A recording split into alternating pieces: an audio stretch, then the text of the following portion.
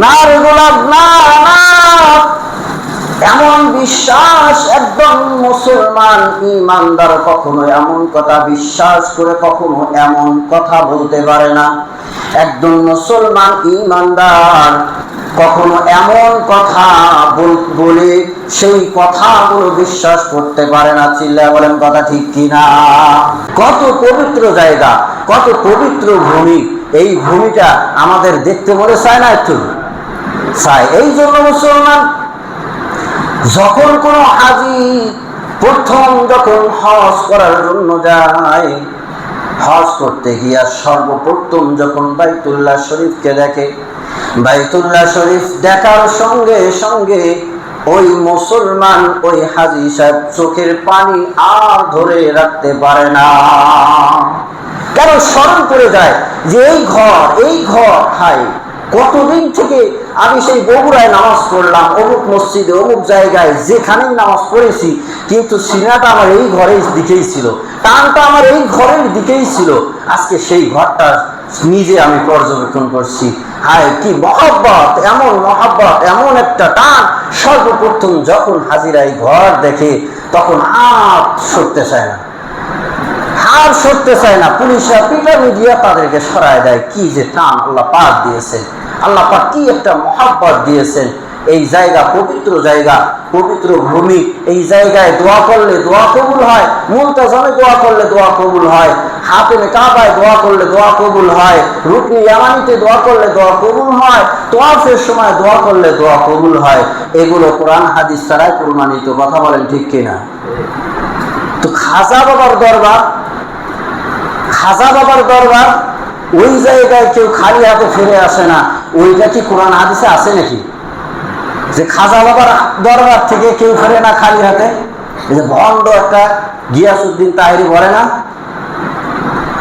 হায় হায় কি কথা দেখছেন। আল্লাহ ধরা সুলকে দিয়া গেলেন আল্লাহ গায়েব হইয়া। নাউজুবিল্লাহ বলবেন না? কি হয়েছে? আল্লাহ নাকি গায়েব হয়ে গেছে।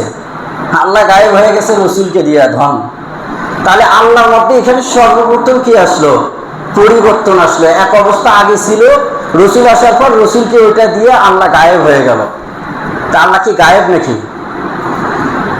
আল্লাহ রাব্বুল আলামিন সূরা হাদীদের শুরুর দিকে আল্লাহ পাক বললেন, ওয়াল আউয়ালু ওয়াল আখিরু ওয়াল যাহিরু ওয়াল বাতিন ওয়া হুয়া আলা কুল্লি শাইইন কাদির। ওয়াল আউয়ালু, আল্লাহ পাক সব সময় শুরুতেও ছিলেন, সর্বশেষ সব শেষেও থাকবে। সব পৃথিবী যখন ধ্বংস হয়ে যাবে, যখন সব কিছু তছনছ হয়ে যাবে, সেই সময়ও যিনি হাই জিন্দা তিনি হচ্ছেন কে? আল্লাহ পাক সেই সময় থাকবেন।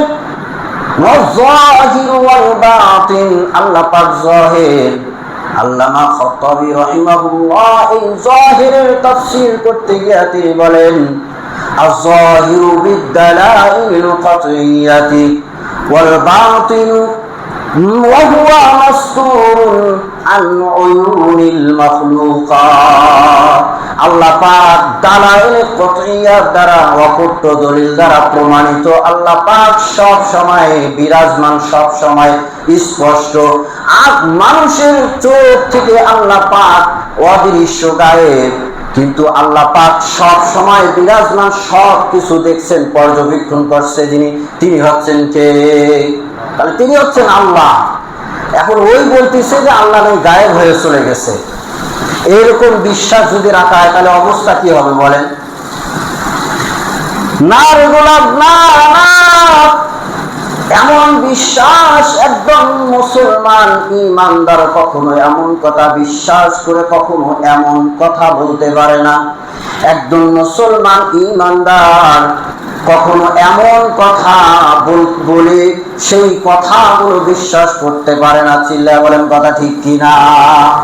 আল্লাহ পাক সব সময় আছেন, সব সময় আছেন, আর ওই বলে নাকি দরবার, খাজা বাবার দরবার থেকে কেউ ফেরে না খালি হাতে। তাহলে দেওয়ার শক্তিটা কোন পৃথিবীর কোন মানুষের আছে নাকি? সত্যিটা পৃথিবীর কোন কবর, কোন আল্লাহওয়ালার কবর থেকে মানুষ চায়া কোনো কিছু পাবে? পাবে না। কোন আল্লাহওয়ালা ব্যক্তিও দিতে পারবে? পারবে না। দিনেওয়ালা আল্লাহ পাক একমাত্র, শুধুমাত্র সবকিছুর কর্তৃত্ব ক্ষমতাশীল আল্লাহ পাকের হাতে। এই বিশ্বাস যদি না থাকে তাহলে একজন মুমিন, একজন ইমানদার, ইমানদারের খাতার থেকে, ডাইরেক্ট থেকে বের হয়ে চলে যাবে। এই বিশ্বাস যদি না থাকে, শরঈ আকায়েদের মধ্যে আছে লা ইয়াতাগায়্যারু, আল্লাহ পাক কখনো পরিবর্তন হয় না, তাগায়ুর হয় না তার মধ্যে। আল্লাহ পাক আলিম, আল্লাহ পাক আলিম, সেখানে গায়েব হয়ে যাচ্ছে। আর আল্লাহ পাক কাদির আলা কুল্লি শাই, প্রত্যেক জিনিসের উপরে। এই বিশ্বাসগুলো একজন মুমিন খাঁটি দিলে বুকের মধ্যে রাখতে হবে, সিনার মধ্যে রাখতে হবে সব সময়ের জন্য। একটু যদি 19-20 হয়ে যায় তাহলে ঈমান থাকবে না, কুফরি কালামের কারণে কাফির হয়ে যাবে, মুশরিক হয়ে যাবে মানুষ। এই জন্য আল্লাহ পাক সব সময় আছেন, সব জায়গায় বিরাজমান, এই বিশ্বাস আমাদের রাখতে হবে।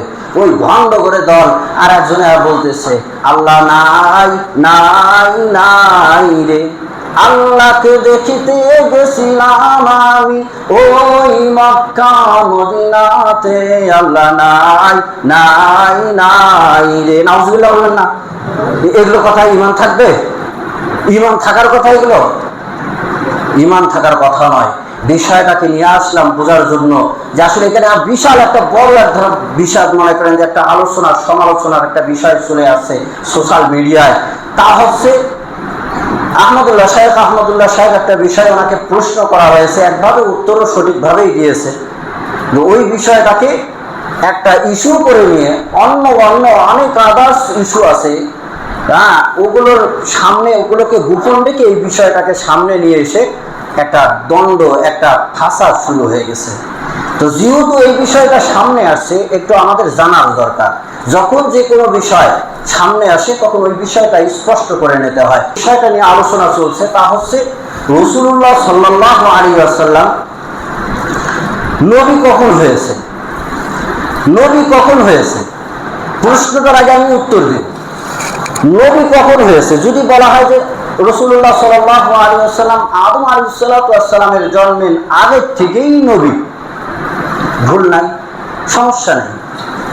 যদি বলা হয় রাসূলুল্লাহ সাল্লাল্লাহু আলাইহি ওয়াসাল্লাম 40 বছর বয়সে নবুয়ত প্রাপ্ত হয়ে নবী হয়েছেন, তো সমস্যা নেই, দুইটাই ঠিক আছে। দুইটাই কি আছে? ঠিক আছে। তো এই হাদিসে আছে একটা যে কুনতু নাবিয়ান ওয়া আদমু বাইনাল জাসাদি ওয়ার রূহ, রাসূলুল্লাহ সাল্লাল্লাহু আলাইহি ওয়াসাল্লাম নিজে বলেন যে আমি নবী ওই সময় থেকে যখন আদম আলাইহিস সালাম কেবল জিসিম বানানো হয়েছে, এর মাঝেই আছে, এখনো রূপ ভালো প্রবেশ করা হয়নি, এর মাঝখানে, তখন সেই সময় থেকে নিয়েই আমি নবী। তো ঠিকই তো আছে, ওই সময় থেকেই নবী। আবার নবুয়ত প্রাপ্তর পরে রাসূলুল্লাহ সাল্লাল্লাহু আলাইহি ওয়াসাল্লাম নবুয়ত প্রাপ্তর পরেও নবী হয়েছেন। এটা স্পষ্ট যে 40 বছর বয়সে রাসূলুল্লাহ সাল্লাল্লাহু আলাইহি ওয়াসাল্লামকে নবুয়ত দেওয়া হয়েছে। 40 বছর বয়সের ওয়ানজির আশিরাতাকাল আকরাবিন আয়াত দ্বারা আল্লাহ পাক নবুয়তের ঘোষণা করে দিয়েছেন। তো দুইটাই ঠিক আছে। কেমন? রাসূলুল্লাহ সাল্লাল্লাহু আলাইহি ওয়াসাল্লাম আদম আলাইহিস সালামের জন্মের আগে থেকেই নবী। এই নবীটা হলো, এইটা হচ্ছে ঘোষিত নবী। নবী হবেন, নবী উনি আসবেন, নবী হবেন, এটার একটা ঘোষণা। কিন্তু সব দায়িত্ব দিয়া নবুয়তের দায়িত্ব দিয়া নবী বানানো হয়েছে 40 বছর বয়সে। বুঝাইতে পারছি? সবকিছু দায়িত্ব, নবুয়তের যে দায়িত্ব আছে, এই দায়িত্ব দিয়া 40 বছর বয়সে রাসূলুল্লাহ সাল্লাল্লাহু আলাইহি ওয়াসাল্লামকে নবুয়ত দান করা হয়েছে। ঈসা আলাইহিস সালাম উনি বলতেছেন ক্বালা ইন্নী আব্দুল্লাহ, আমি আল্লাহর গোলাম। আতানিয়াল কিতাব ওয়া জাআলানি নাবিয়্যা, বলে আল্লাহ আমাকে কিতাব দিয়েছেন এবং নবী বানিয়েছেন। তো ওই সময় কি কিতাব দিয়েছে ঈসা আলাইহিস সালামকে? কখন বলেছে? যখন দোলনার মধ্যে যখন সবাই অপবাদ দিতেছে যে স্বামী নাই, মারিয়াম তুমি সন্তান কই পাইলা, ফাশারাত ইলাই, মারিয়াম আলাইহিস সালাম ওই বাচ্চার দিকে ইশারা করছে। তখন সবাই বলছে বাচ্চা কথা বলতে পারে। তখন ঈসা আলাইহিস সালাম বলে ফেলছে ক্বালা ইন্নী আব্দুল্লাহ, আমি আল্লাহর গোলাম। তাহলে ওই সময় কি ঈসা আলাইহিস সালামকে কিতাব দেওয়া হয়েছিল? দেওয়া হয়েছিল না। নবুয়ত, নবী বানানো হয়েছে, তো ওই সময় কি উনি নবী ছিলেন? তাও না। দুইটা একই ধরনের, কিতাব এবং নবী দুইটা একই ধরনের একটা সময় দেওয়া হয়েছে। ওইটা পরে ঘোষণামূলক মনে করেন যে দায় দায়িত্ব দিয়ে নবুয়ত দেওয়া হয়। তাহলে জন্মের পরেই ঈসা আলাইহিস সালাম বলছে ওই সময়েই আমি নবী। তেমনই করে আমাদের নবী মুহাম্মদুর রাসূলুল্লাহ সাল্লাল্লাহু আলাইহি ওয়াসাল্লাম সেই আদম আলাইহিস সালামের সৃষ্টির আগে থেকেই আমাদের নবী নবী, তাহলে ঘোষিত নবী, কিন্তু দায়িত্ববান হিসাবে আল্লাহ পাক নবুয়ত দিয়েছেন 40 বছর বয়সে।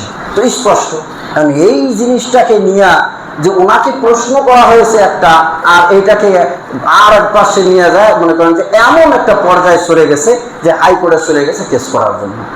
একটা ইসলামিক বিষয়, ওই হাইকোর্টটি ইসলামিক কানুনে চলে নাকি? ওখানে যাওয়ার মানেটা কি?